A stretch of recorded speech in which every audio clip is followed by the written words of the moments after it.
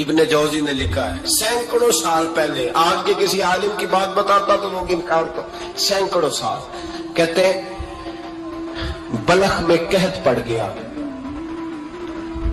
لوگ ہجرت کر کے سمرقند آ گئے، ایک سیدوں کا خاندان بھی آیا، ایک ایسی خاتون بھی آئی جس کے ساتھ 3 بیٹیاں تھی، بیٹا بھی کوئی نہیں، خامند فوت ہو گیا، مسجد کے ساتھ مہمان خانے بنے ہوتے تھے، وہاں اس نے بچوں کو ٹھہرایا اور نکلی سمرقند میں کہ کوئی آدمی مل جائے، تو وہ سیٹھ صاحب چودھری صاحب کہنے لگے مجھے کیسے پتا چلے گا تو سید ہے، مجھے بتاؤ، کسی کو چوک میں کھڑا کر کے کہا جائے بتاؤ تو کون ہوتا ہے، اس شخص کا کیا اشر ہوتا ہے، کیا حال ہوتا ہے، کہا کیسے پتا چلے گا؟ تو سید زادی نے اپنا پلو کھولا اور اپنے آنسو دونوں آنکھوں سے صاف کیے تو کہنے لگی اللہ تیرا بھلا کرے، میں ثابت نہیں کر سکتی کہ میں حضور کا خاندان، میرے پاس کوئی دلیل نہیں، میں نہیں بتا سکتی، چل ٹھیک ہے، چلی گئی۔ کسی نے بتایا کہ یہاں ایک یہودی بھی رہتا ہے، وہ بڑا سخی ہے، یا آتش پرست ہے یا پارسی ہے کافر غیر، سخی بڑا ہے، اس کے پاس گئی، بیٹھی رہی، لوگ بیٹھے تھے، جب چلے گئے تو قریب گئی، کہنے لگی مجبور ہوں، پریشان ہوں، غریب نہیں ہوں، کہنے لگا بی بی تجھے کبھی دیکھا نہیں، سمرقند کی اتنی آبادی نہیں، میں سارے شہر، تو کون ہے؟ تو کہنے لگی تعارف نہ ہی پوچھے تو اچھا ہے، اس نے کہا چلو اگر پتہ چل جائے تو، کہنے لگی میں مسلمانوں کے نبی کی اولاد ہوں، مسلمانوں، اس نے کہا پیغمبر خدا کی اولاد، اٹھ کے کھڑا ہو گیا، بی بی کو ساتھ لیا، گھر گیا، کہنے لگا جو صاف ستھرا کمرہ ہے نا اسے پھر دھو ڈالو، ایک دفعہ پھر دھو ڈالو، کمرہ دھلایا، صاف کرایا، پھر کہنے لگا بی بی میرے برتن زیادہ صاف ستھرے نہیں، میں نئے نہ خرید کے لا دوں، پھر نئے برتن لایا، پھر اپنے بچوں سے کہنے لگا اونچا نہ بھولنا کہ سیدہ فاطمہ کی شہزادیاں آئی، یہاں کوئی شخص اونچی بات نہ کرے، پھر کہنے لگا بی بی جو میرا بالکل طیب اور حلال رزق ہے نا یہ اس میں سے لنگر ہے، لیکن چونکہ میں غیر مسلم ہوں مجھے سلیقے نہیں آتے، جیسا تیسا بھی ہو نا اسے قبول کر لینا۔ خاتون کو کہنے لگا یہ گھر ہے، جب تک جی چاہے یہاں رہنا، اور دیکھنا ہو سکے تو رات اپنے نبی سے سفارش کرنا، میرا بھی کوئی مسئلہ، میری بھی کوئی قبولیت کہیں ہو جائے، وہ مسلمان کہلانے والا رات کو سویا، کہتے جنت سجی ہوئی ہے، لوگ جنت میں جا رہے ہیں،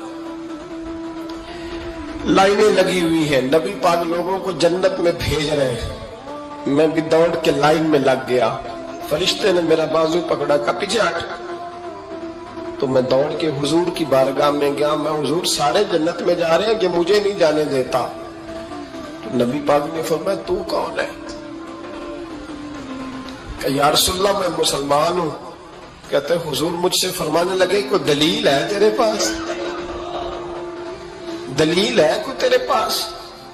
جب میں چپ کر گیا فرمایا میری بیٹی تیرے دروازے پر آئی گئی تھی تو دلیلیں پوچھنے لگ گیا تھا، میں جا دوڑ جا، سویرے آنکھ کھلی تو گلیوں میں ڈھونڈتا پھرتا ہے، تلاش کرتا پھرتا ہے، کونے کونے میں جاتا ہے وہ سادات کا گھرانہ کہاں گیا، ڈھونڈتے ڈھونڈتے اس غیر مسلم کے دروازے پہ جا کے پہچان لیا، تو کہنے لگا خدا کا واسطہ جو تو نے نوکری کی ہے نا ان کی مجھ سے 11 گنا لے لے، یہ سادات کا گھر مجھے دے دے، تو کہنے لگا کل تو آتا تو شاید بات اور ہوتی، آج بات اور ہے، اس نے کہا مہربانی کر، کہا نہیں کل تو آتا تو معاملہ اور تھا، آج معاملہ آج اور ہے، رنگ بدل گیا ہے، حالات تبدیل ہو گئے ہیں، اب تو دیکھتا کیا ہے، جا دوڑ جا، کہنے لگا نہیں مہربانی کر دے دے، تو غیر مسلم میں تیرا کیا تعلق؟ کہنے لگا چپ کر، غیر مسلم میں کل تک تھا، کل سے سجدوں سے پیار کیا ہے تو میرے حالات سنور گئے ہیں، وہ جو نظارے تو نے رات خواب میں دیکھے ہیں میں نے جاگتی آنکھوں سے دیکھے ہیں، میں نے جاگتی آنکھوں سے. اور تو نے کسی مفتی پیر عالم کے ہاتھ پہ کلمہ پڑھا ہے، میں نے رات محمد عربی کے ہاتھ پہ کلمہ پڑھا. حضرت عمر جب نعرہ لگاتے نا تو کیسے کس طرح کانپتے. سفیر آتے روم کے ملنے کے لیے تو کہتے جاؤ عمر نفل پڑھ رہے ہیں، ٹائم کوئی نہیں. ایک دن اندر میٹنگ ہو رہی تھی، حضرت عمر میٹنگ میں بیٹھے تھے. آپ کے بیٹے ملنے آئے عبداللہ ابن عمر. ابا جی اندر آ جاؤ. فرمایا دروازے پہ کھڑا ہو، میں ضروری بات کر رہا ہوں، اندر نہ آنا. جناب عبداللہ ابن عمر کہتے میں دروازے پہ کھڑا ہو گیا. تھوڑی دیر گزری تو امام حسین بھی آ گئے. ایک حدیث میں ایک روایت میں امام حسن کا لفظ بھی ہے. امام حسین آئے، آ کے عبداللہ ابن عمر سے کہنے لگے عمر فاروق اندر ہے؟ تو کہا وہ اندر تو ہے. تو کہا آپ کیوں دروازے پہ کھڑے ہیں؟ کہنے لگے ابا جی نے کہا ہے یہاں انتظار کرو، میں کوئی ضروری بات کر رہا ہوں. لیکن شہزادے میرے لیے کہا ہے، میرے لیے آپ جانا چاہیں تو چلیں. امام حسین کہنے لگے امیر المومنین کوئی بات کر رہے ہوں گے، میں ظہر کے وقت مسجد میں مل لوں گا. ظہر کا ٹائم آئے گا نا تو میں مسجد میں مل لوں گا. یہ کہہ کے چلے گئے. حضرت عمر باہر آئے. حضرت عبداللہ ابن عمر سے کہا کہ کوئی آیا تو نہیں؟ عرض کی حضور حسین ابن علی آئے. حسین ابن علی. تو کہا اندر کیوں نہیں بھیجا؟ کہا میں نے کہا تھا بے شک چلے جائیں، لیکن وہ کہہ رہے تھے کہ میں ظہر کے وقت مسجد میں مل لوں گا. تو سیدنا عمر فاروق فرمانے لگے عبداللہ تجھے تیری ماں روئے، حسین کو کیوں واپس بھیجا؟ پھر عمر دنیا داروں کے سامنے ڈٹنا، کھڑا ہونا عمر پہ ختم ہے. لیکن جو اندر کی بات ہے نا، روح کی، جو عقیدت کی بات ہے، جو وفا کا رشتہ ہے، اس کو کون سمجھے؟ یہ جو روح کی مجبوریاں ہیں، یہ جو وفا کی مجبوریاں ہیں، اسے لوگ کیا سمجھیں؟ انہیں کیا پتا کہ مرشد کے بیٹے کے پیر چومنے میں حسن کیا ہوتا ہے. انہیں کیا پتا کہ جب استاد کا بیٹا گھر میں آتا ہے تو دل کرتا ہے مکان بیچ کے اسے دے دیں، اس کے باپ کی نیکیاں بڑی ہیں. جناب عمر فاروق دوڑے گئے، امام حسین کے دروازے پہ دستک دی. امام حسین باہر رکھا. شہزادے یار ملنے آئے تھے، بغیر ملے کیوں آ گئے؟ عرض کی کہ آپ مصروف تھے، آپ کے اپنے بیٹے بھی دروازے پہ کھڑے تھے تو میں واپس آ گیا. امام حسین کہتے ہیں عمر جذبات میں آ گئے، سر سے پگڑی گر گئی. کہنے لگے حسین میرے بیٹے کا اور حسین کا کیا مقابلہ؟ کیا اس کی ماں کا نام فاطمہ الزہرا ہے؟ کیا اس کی نانی کا نام خدیجہ الکبریٰ ہے؟ کیا اس کے نانے کا نام محمد مصطفیٰ ہے؟ اور پھر سر سے پگڑی اتری تھی، اپنے بال زور سے پکڑ لیے. کہنے لگے حسین میں نا مکے میں اونٹ چرایا کرتا تھا اور ڈنڈوں سے مار کھاتا تھا اپنے باپ سے. یہ جو آج ساری دنیا میں عمر کے نعرے لگتے ہیں یہ تیرے نانے کا صدقہ ہے. شہزادے میری وفا اور میری وفا میں جب تیرا دل کرے نا دوڑ کے آ جایا کر. عمر تو لوگ ایک دن امام حسین نے آگے نا جناب فاروق اعظم سے کہا، خطبہ دے رہے تھے بچوں کی تبھی شروع میں، پتہ نہیں کیا بات آئی امام حسین کے دل میں. کہنے لگے عمر نیچے اترو، یہ میرے نانا کا ممبر ہے. تو حضرت سیدنا عمر سنو، کبھی میرا بھی بچہ آ جائے تو میں کہتا ہوں اس کو پکڑو یار. بچوں کو تو نہیں نا جمعوں میں مطلب ذکر کیا جاتا، اترنا میرے نانے کا ممبر ہے. جناب عمر اتر کے نیچے کھڑے ہو گئے. تو کہا جا کے اپنے نانے کے ممبر پہ بیٹھ. تو حضرت عمر رو پڑے. کہنے لگے شہزادے میرے نانے کا ممبر ہی کوئی نہیں ہے ہی نہیں. یہ ممبر، یہ مصلی، یہ تیرے نانے کی شان ہے. میرے نانے کا کوئی ممبر نہیں، تیرے ہی نانے کا ممبر ہے.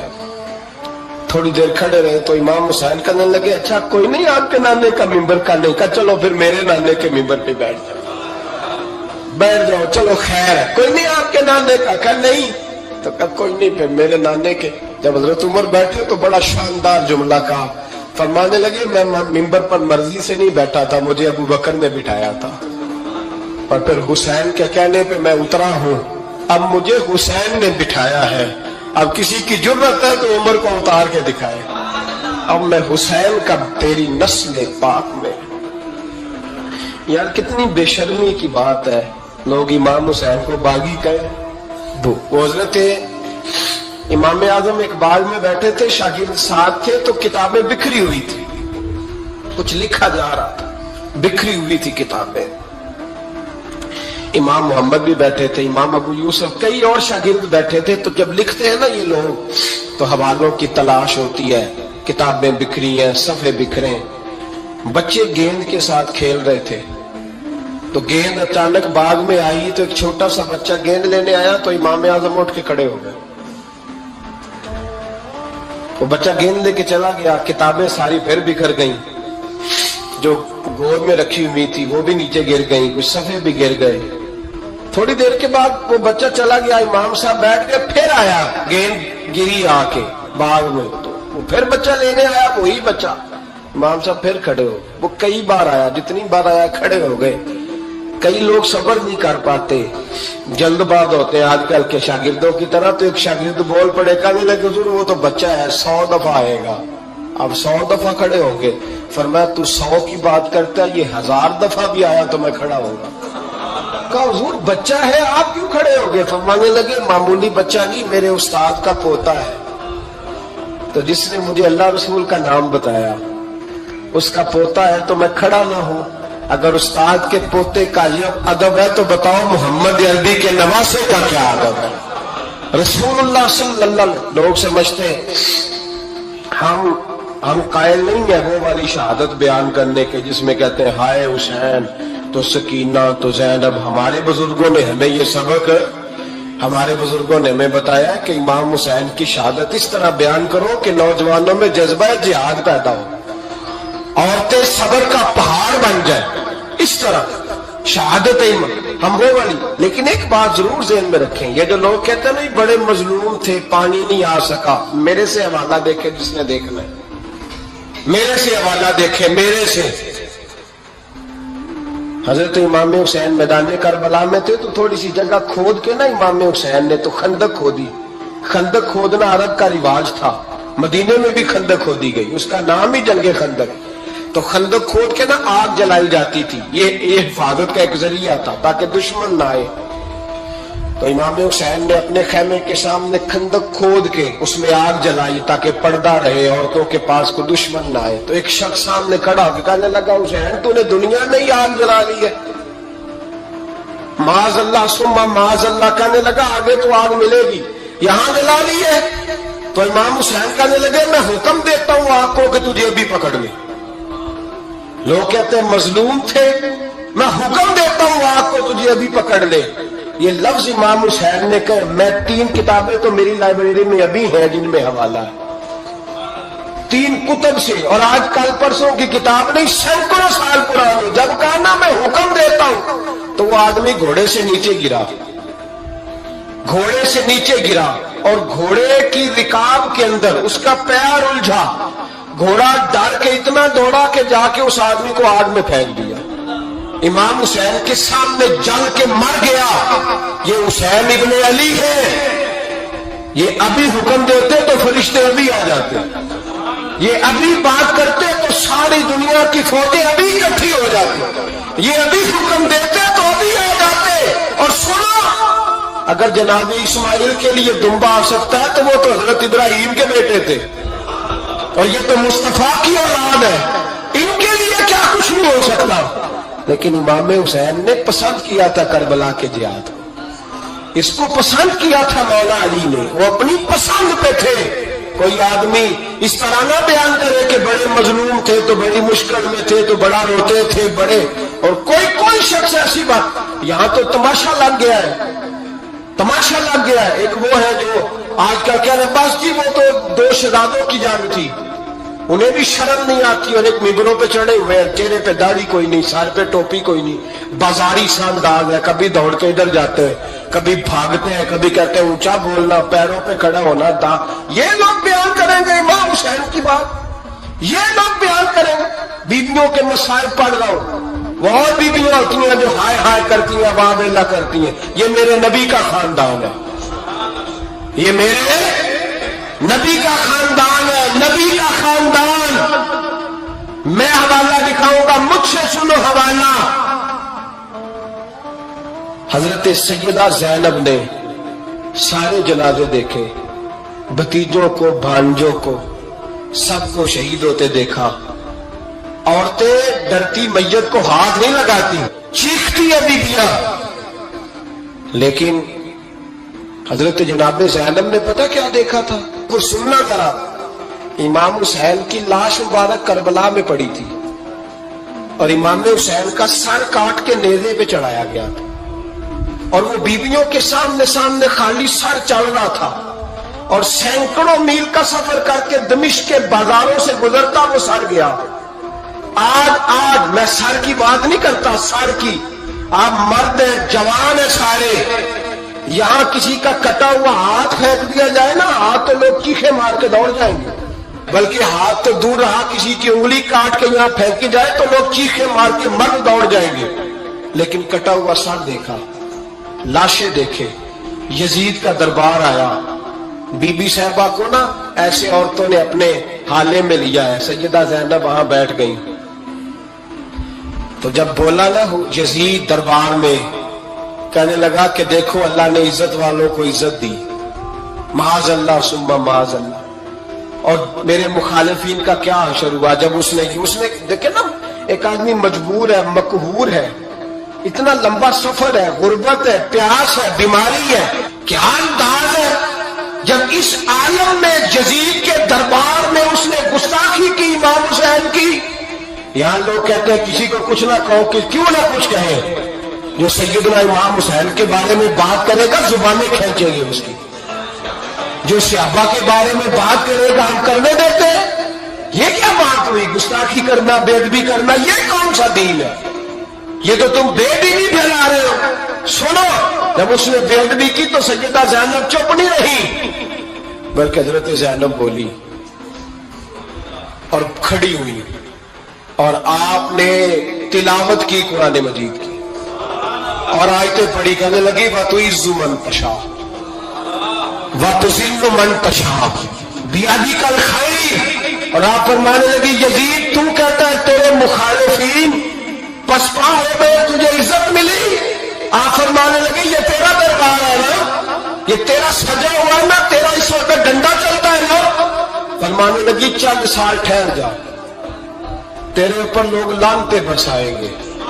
اور فرمایا جب جمعے پڑھے جائیں گے تو لوگ میرے حسین کے نام کے خطبے پڑھیں گے. فرمایا آج یہ تیرا دربار ہے نا. حضرت نعمان بن بشیر صحابی رسول تھے، وہ کہتے ہیں میرے قریب ایک نابینا صحابی بیٹھا تھا. سنو حوالہ میں دکھاؤں گا. کہنے لگے میرے قریب اس وقت یزید کے دربار میں ایک نابینا صحابی بیٹھے تھے. جب بی بی زینب نے یہ بات کی نا تو وہ نابینا صحابی میرا ہاتھ پکڑ کے کہنے لگے نعمان علی آ گئے ہیں. یہ تو علی کی آواز ہے، علی آ گئے. جبریل علی بول رہے ہو جیسے حکمت کے گوہر رول رہے ہو جیسے. دربار دمشق میں وہ زینب کا خطاب منبر پہ علی بول رہے ہو جیسے. کہنے لگے علی آ گئے، علی، یہ تو علی کی آواز ہے. جناب نعمان بن بشیر کہنے لگے نہیں، علی جب بولتے تھے تو بڑا رنگ ہوتا تھا، ابھی تو زینب کھل کے بول ہی نہیں رہی، ابھی تو زینب ستائی ہوئی ہے، ابھی تو زینب زخم کھا کے آئی ہے، ابھی تو زینب پیاسی ہے. کاش زینب تر و تازہ ہوتی تو زینب خطبہ پڑھتی تو علی کی طرح گرجدار آواز نکلتی. یزید کے محل کانپتے، جبریل امی بول رہے ہوں جیسے، حکمت کے گوہر رول رہے ہوں جیسے. دربار دمشق میں بی بی زینب کا خطاب منبر پہ علی بول رہے ہوں جیسے. وہ مسکینوں کی طرح منتیں نہیں کر رہے، ہائے پانی ان کا مزاج ہی نہیں تھا، بلکہ وہ دلیر لوگ تھے، دلیر، اور بر موقع بر محل بولتے تھے. یزید آیا دربار میں. جب یہ سارا قافلہ وہاں پہنچا تو یزید دربار میں آیا اور جب وہ دربار میں آیا تو بادشاہوں کا طریقہ ہے گاڑیاں، اب ہمارے بادشاہوں نے روٹر والی گاڑیاں رکھی ہوئی ہیں، وہ یوں یوں چلتی ہیں، شور ہوتا ہے پیچھے. اس زمانے میں کہا جاتا تھا با دبا ملازہ ہوشیا، پیچھے ہٹ جاؤ پیچھے ہٹ جاؤ، نعرے لگنے لگے. تو یزید کا ایک ناخلف بیٹا امام زین العابدین سے کہنے لگا تیرا باپ کہاں ہے؟ دیکھ یہ میرے باپ دادا کے نعرے، دیکھ میرے باپ کے نعرے، تیرے کے نعرے. ابھی یہ بات شروع اس نے کی تھی کہ دمشق کی جامع مسجد میں زور کی اذان ہو گئی، اور جب مؤذن نے کہا نا اشہد ان محمد رسول اللہ، تو امام زین العابدین اس کا ہاتھ پکڑ کے کہنے لگے یہ میرے نانا کے نعرے لگ رہے ہیں، اگر تیرا ہے تو بتا، یہ میرے نانا کے نعرے ہیں. اور فرمایا تیرے باپ کے 2-2.5 سال لگیں گے، میرے نانے کے قیامت کے بعد بھی لگیں گے. میرے نانے کے نعرے قیامت کے یہ لگتے رہیں گے، لگ رہے ہیں اور لگتے تھے اور لگتے رہے.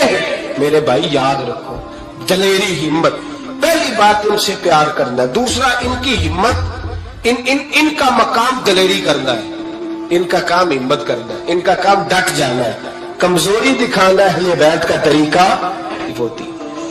حضرت عباس کے بازوؤں میں درد ہوتی، جناب زینب پھر پریشان ہوتی ہیں کہ ہم تو اس بے حیائی کے خلاف لڑے اور امت ابھی یہ گند کر رہی ہے. جو چوکوں میں کھڑا ہوتا ہے نا عورتوں کو تاڑتا ہے، وہ یزید کے طریقے پہ عمل کرتا ہے. یہ دلائل ہے. آپ سوچ لیں، اندازہ کر لیں کہ ہم نے کس جماعت میں کھڑے ہونا ہے. اس لیے گند سارا نکالیں. امام حسین کا ایک پیغام آج اپنانا بڑا ضروری ہے. امام حسین نے سر سجدے میں کٹایا اور قرآن کی تلاوت نیزے کی نوک پہ بھی جاری رہی ہے. اس لیے آج کم از کم 10 نفل امام حسین کی سنت سمجھ کے ضرور پڑھیں گے انشاءاللہ.